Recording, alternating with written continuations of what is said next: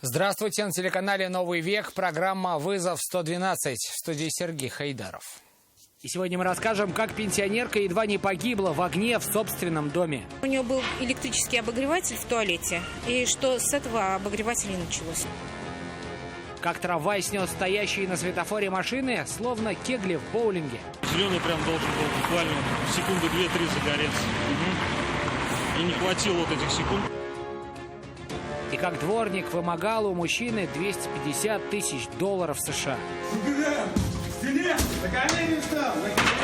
Это и не только прямо сейчас. Пожилая женщина едва не сгорела в огне в собственном доме. Крупный пожар произошел сегодня на улице Заречная. Жилой дом сгорел практически полностью. Пламя успело охватить помещение еще до приезда пожарных. Со стихией они справились быстро, но спасти имущество пенсионерки не смогли. В чем могла быть причина возгорания, узнала Нафиса Минязова. Она мне позвонила, сказала, что горит, попросила позвонить пожарным. Тамара Волкова живет по соседству с горевшим домом. После звонка соседки она сразу же вызвала огнеборцев.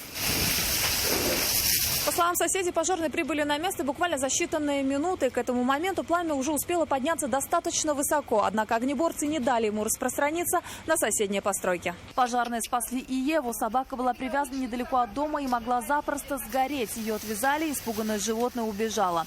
Вернулась после того, когда уже все потушили, но только к соседям. Она жила в этом доме еще до тети Зины с другими хозяевами. Ее оставили тете Зине.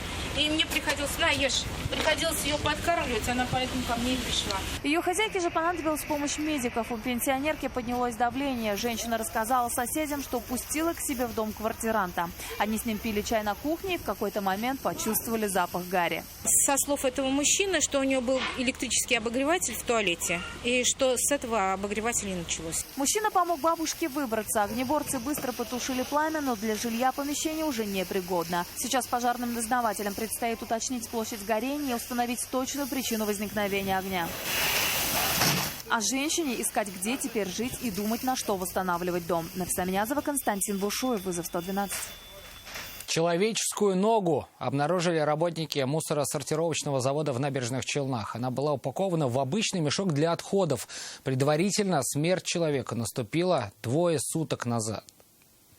По данному факту Следственным органом Следственного комитета Российской Федерации по Республике Татарстан возбуждено уголовное дело по статье убийства.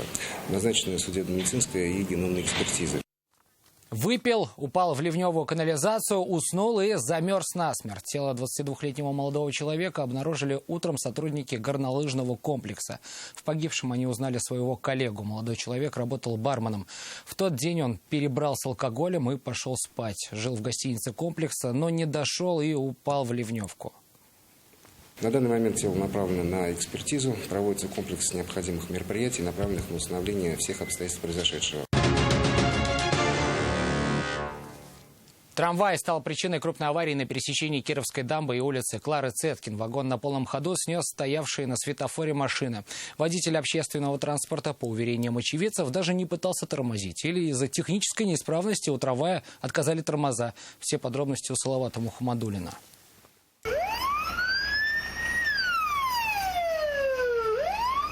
К месту происшествия подъехала карета скорой помощи. Впрочем, все участники аварии отказались от госпитализации. Всего помимо трамвая в аварию попали 5 машин, 1 КАМАЗ и 4 легковушки. Всех в одном месте собрал трамвай. Сначала задевает Ларгус, правильно? Он не задевает, он таранит Ларгус. Вот это касание же было.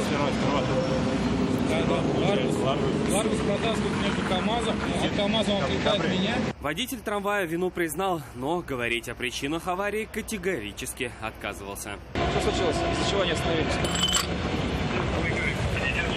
Ситуацию прояснили другие водители. По их словам, трамвай даже не останавливался и таранил машины, как кегли в боулинге. Все стояли, ждали зеленый. Зеленый прям должен был буквально секунды 2-3 загореться. И не хватило вот этих секунд, чтобы все начали движение.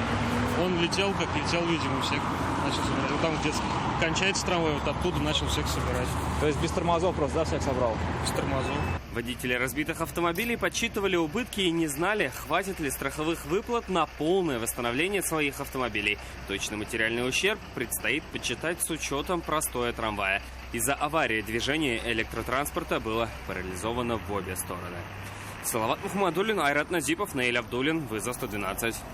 Разворот в неположенном месте стал причиной крупной аварии на перекрестке улиц Волгоградской и Декабристов. Там столкнулись Лада Ларгус и Датсун. Именно водитель последний стал причиной аварии, уверены очевидцы. За это он поплатился здоровьем. Олег Рудинов продолжит. Внезапно с правой стороны выскочил автомобиль. Чтобы избежать столкновения, вырулил, справа машины стояли. Водитель «Лады» рассказал, что ехал на заявку за клиентами. С Декабристов хотел повернуть налево, на Волгоградскую, но путь перегородил «Датсун». Мужчина говорит, что хозяин иномарки стал разворачиваться из правого ряда. Как видите, на пешеходном переходе разворот вообще запрещен. 39-летний предполагаемый виновник чувствовал себя плохо. На место вызвали скорую помощь, следом приехали и автоинспекторы. Он якобы ударился головой, говорит. Хотя сознание ничего не терял и не ударялся, нормально был. Он сейчас, скорее, в скорой помощи, да? Медики сказали, все нормально. Несмотря на это, мужчине все же понадобилась госпитализация. С подозрением на сотрясение головного мозга его доставили в больницу для более тщательного обследования. Сейчас автоинспекторам предстоит разобраться, кто из водителей прав и кто понесет ответственность за произошедшее. Олег Ирудинова, Нафиса Минязова, Константин Бушуев, вызов 112. Дворник напал на водителя. Такое сообщение поступило в полицию от 33-летнего жителя Казани. Он рассказал, что сотрудник коммунальных служб набросился на него, когда он садился в машину. Несколько раз ударил, приковал к пассажирскому сиденью его же собственного автомобиля и вымогал $250 тысяч США. Все подробности у Нафисы Минязовой. На колени встал! На колени! Встал на колени! На колени! Это момент задержания силовиками предполагаемого вымогателя. Правоохранителям он признался, почему приехал в Казань и почему пошел на преступление. Цель приезда, во-первых, узнать город Казань. А во-вторых, тут живут товарищи, которые меня обокрали. Махинаторы.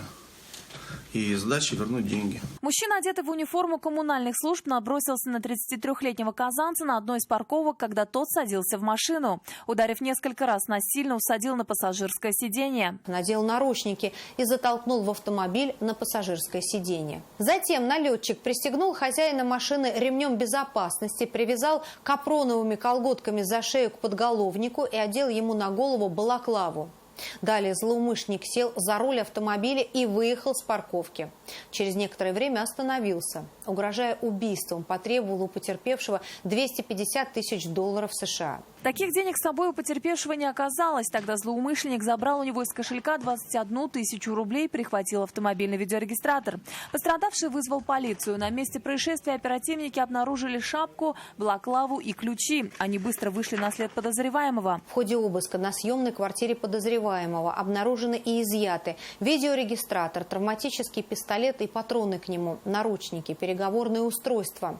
Было установлено, что к коммунальным службам города он никакого отношения не имел. В отношении мужчины возбудили уголовное дело по статьям разбой и вымогательство. Суда он будет дожидаться в следственном изоляторе. Нафиса Минязова, вызов 112.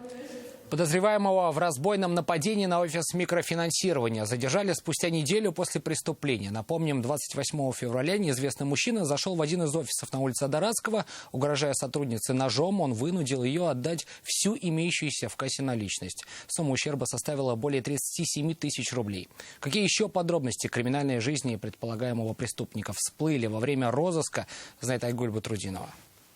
Конечно, испугалась, да, одна находилась. Жестикулировал больше, чем угрожал. То есть показывал руками, то есть на руках. Она признается, сильно испугалась. Девушка, сотрудница Центра микрофинансирования, была в офисе одна. И тут заходит мужчина. Куртка с капюшоном, медицинская маска скрывает лицо, в руке нож. Все это запечатлела камера наблюдения. Потребовал деньги. Не в кредит, навсегда. За жизнь, говорит, испугалась, отдала все, что было в кассе. 37 тысяч рублей. Как только нападавший убежал, сразу же вызвала полицию. Подозреваемого задержали спустя неделю в собственной квартире. В ходе работы полицейские также установили его причастность к аналогичному преступлению, совершенному 4 января на территории Московского района. В отношении мужчины возбудили уголовное дело по статье «Грабеж». На время следствия злоумышленника суд отправил в следственный изолятор. Айгуль Батрудинова, Нафиса Минязова, Наиль Абдуллин, вызов 112. Это все, о чем мы успели вам рассказать. В студии был Сергей Хайдаров. До встречи. И не бросайте вызов судьбе, вдруг она его примет.